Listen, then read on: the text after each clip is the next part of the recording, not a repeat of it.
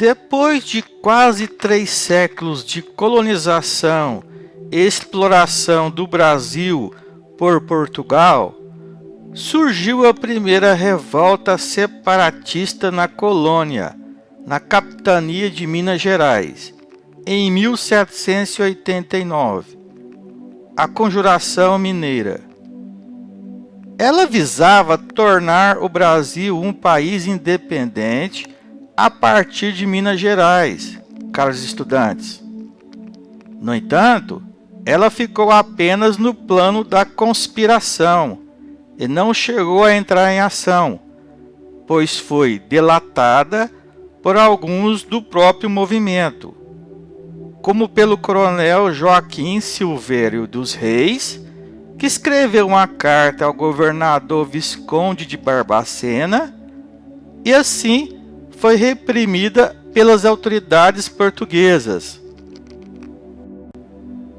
Na segunda metade do século XVIII, o ouro foi ficando escasso nas áreas de mineração no Brasil, mas Portugal não quis nem saber disso, pois acusava os mineradores de contrabando do metal.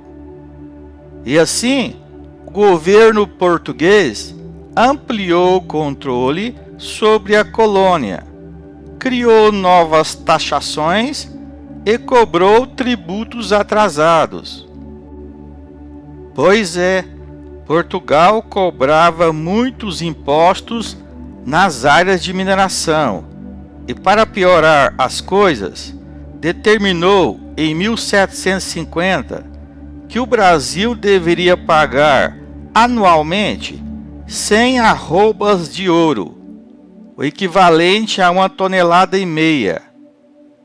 Porém, os mineradores não conseguiam pagar as 100 arrobas, uma vez que no final do século XVIII já não havia tanto ouro no Brasil.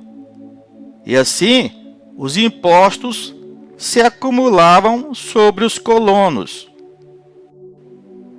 Diante disso, no final do século XVIII, Portugal ameaçava decretar a derrama, que era a cobrança dos impostos do quinto atrasados, que atingiriam a todos os grupos sociais, até mesmo a elite, que estava com muitas dívidas com a coroa portuguesa, e que temia perder todos os seus bens no dia que a derrama fosse aplicada na capitania de Minas Gerais. Frente a essa situação, homens da capitania de Minas Gerais, quase todos da elite, donos de terras e escravos, proprietários de minas e grandes rebanhos de gado, coronéis, padres, intelectuais, conspiraram contra a opressão portuguesa. Homens como Tomás Antônio Gonzaga, Cláudio Manuel da Costa, Padre Rolim, Alvarenga Peixoto, entre outros. José Joaquim da Silva Xavier, o Tiradentes, era o único integrante sem grandes propriedades. Os conjurados tinham vários motivos para se revoltarem, pois estavam atolados em dívidas com a coroa portuguesa, além de serem influenciados pelas ideias de liberdade e de justiça dos pensadores iluministas europeus, e pelo exemplo da independência dos Estados Unidos, que haviam se separado da dominação britânica em 1776.